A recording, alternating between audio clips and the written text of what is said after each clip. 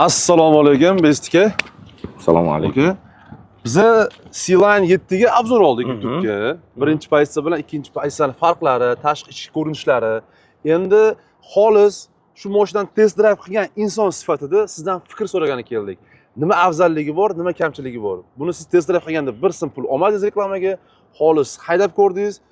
Adashmasam, adezlaga ham Obzor qildik, endi joylaymiz. Endi joylaysiz. Ha. Qarang, avvalo mashinani dizayni noodatiy, chiroylimi, xunukmi, hamma har xil belgilaydi. Bu hamma tabidan kelib chiqqan narsa. Lekin ko'chada kim ko'rsa, nima mashina ekanini so'radi. Qani, namchi chiroyli, nima bu degan odzivlar bo'ldi. Ikkiga men aytgan, ularga aytgan gapimni agar ular YouTube'da ko'rib qolsa tasdiqlashligi mumkin. Agar puli sizga to'g'ri kelsa, o'ylamay oling, mashina zo'r ekan degan narsani aytdim. Xo'p, mashinani menga bergan paytinglar meni aybim, balonini 3/1 edi. Davlenasi balonni bosimi 3/1 edi. O'shani men to'g'rilab olmadim. Hatto 2.7 qilib olganimda buni asl basharasini ko'rardim, lekin nisbatan biza yumshoq, qattiq deyishimiz mumkin, lekin nimadirga solishtirganimiz yaxshi. Keling, mashina BYDni o'zi so'ngga solishtiraylik. So'ng chempionni. Undan ancha yumshoq. O'zim chempion haydayman, sezdim shu narsani. Undan ancha yumshoqligini bildim va avtomobil biz chempion haydaysiz-ku, kengligini sezdingizmi? Bu kengroq ekan. Bu keng. Tashqi ko'rinishdan borku, boshida kelib ko'rganimda past sportivniy mashina ko'rindi-da. Yoshli bo'lib ekanda, aytsam, yo'q, ichkariga o'tirgandan keyin mana o'rindig'i bor-ku, haqiqatan keng ekan. Xo'p, endi mubolag'a bo'lsa ham, men kallamda O'zbekistonda qaysi o'zbeklar yaxshi ko'radigan mashinani qaysi biriga o'xshata olsan deganda, Equinox xayolimga keldi. Nimaga? Siz mana Equinox yaxshi bilasiz. Полный привод. Kengligi o'xshaydi.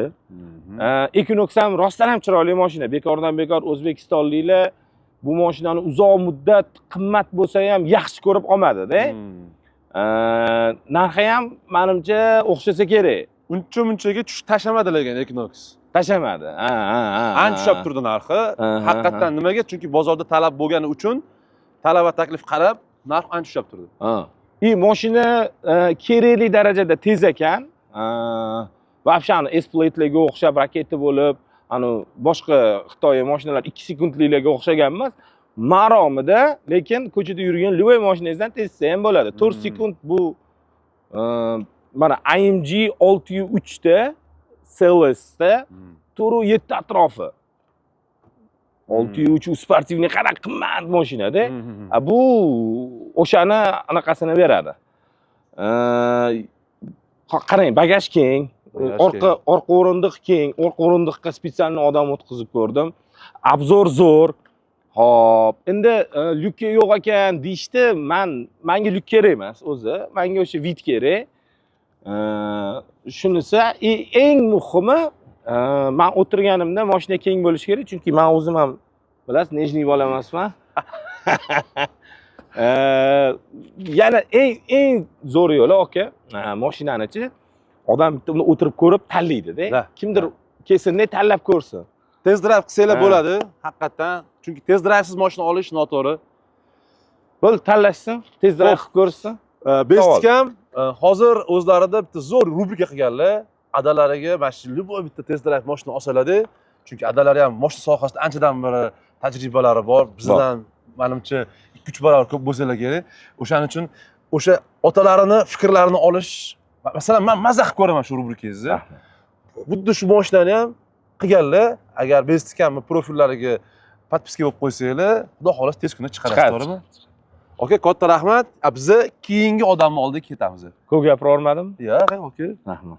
O'zi kam gapirasiz. Jana nomerni eslolmayotgandim, kimni bilaman deyotgandim.